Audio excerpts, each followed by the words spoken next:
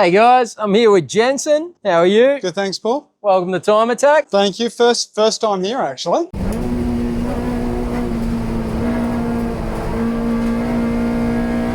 How you been finding the day? Oh, absolutely loving it. Yeah. Giving us a chance to really test out the car, and we're just going through a few different settings and seeing what works.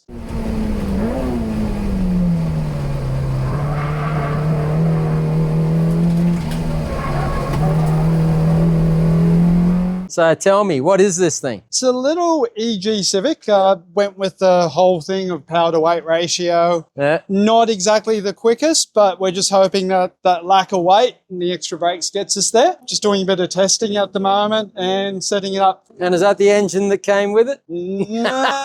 Possibly, depends who's asking at the end of the day. Look, it is a Honda engine. K20A, I think, out of the Type R. Good little torquey engine, works quite well for here. And yeah, car's performing quite well. No hiccups quite yet.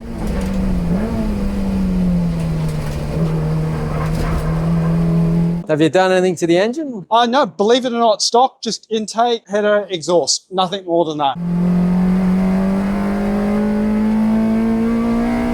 Okay, and what about the rest of the car? Gutted it the best we could, dropped a bit of weight out of it, just running a Honda, bit of stiffening. It's got the cage for safety. Yep. Suspension, it's got some old buddy clubs in there, but we've got some MCAs ready to go in. Which ones? Just the reds. Yeah, but good choice. The car at the moment is getting set up for enduro, and then eventually it's going to transform into Time Attack when you'll see me back. So you might see some carbon fibre on it. Nice. Engine might look a little bit different, possibly. Suspension will change, and we'll really start stripping weight out. So I think going to aim for, hopefully, I'd love to clip into the 800 kilo mark. Wow, that light. Would love to. What sort of power did you say again? On paper, or look, I think at the moment it's probably somewhere around the 200, 210 horsepower. So look, against the weight, I think it's more than enough. It's a well-balanced car. Must corner like it's on rails. It does. The one thing letting us down, I think, is the lack of tiring at the moment, but we've dialed it back because we're testing for enduro. We'll catch up with you again when you go full send on Time Attack. Absolutely. You'll see us back for sure. Thank you very much. Thanks, Paul.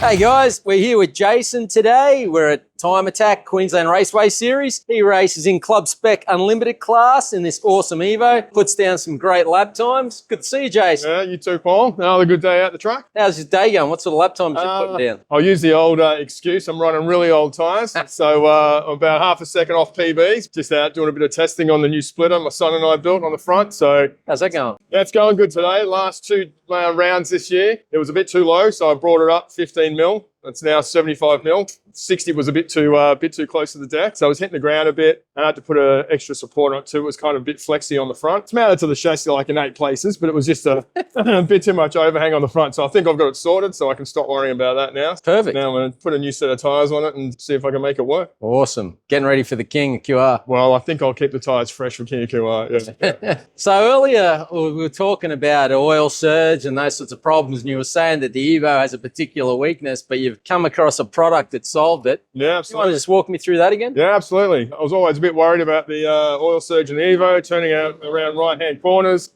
Lots of oil surge, high volume oil pump. Basically, the high volume oil pump would pump the oil back into the top of the sump, so it would never go down the pickup while you were turning right. And you were saying there was a shallow point in the sump? Yeah, so it'd all go to the left-hand side in the shallow point. I had an AccuSump in it. Kind of worked, kind of didn't. Okay. Then I found a product online, guy over in New Zealand, has an Evo 6, I think, but he's come up with a sump called Infinite Evo. And what he's done is he's bypassed the factory oil regulator and then put an external oil regulator on the front of the sump where the pickup is. So all the oil that's not going into the engine and going back into the sump now goes down into pickup. And since I put that on, not one single oil surge problem at all. He's done a great job, and it's nice that there's still someone out there making products, new innovative products for a 20-something-year-old platforms. Probably the best upgrade, best mod I've done to the car, because it just takes that whole oil surge problem off your mind now. So it's 100% all gone. How big's the sump? Capacity's about 6 litres. Okay, was that part of the kit? Yeah. So came sump,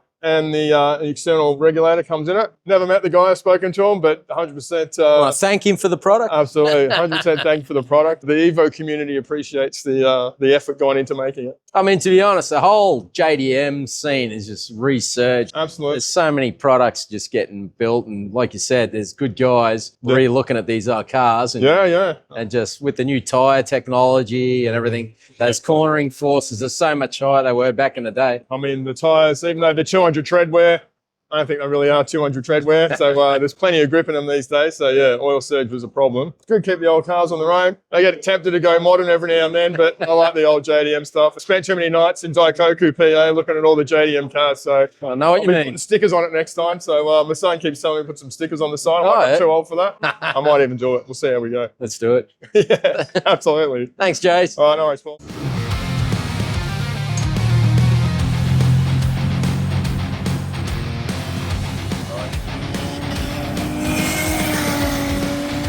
Hey, Ty, welcome to Time Attack.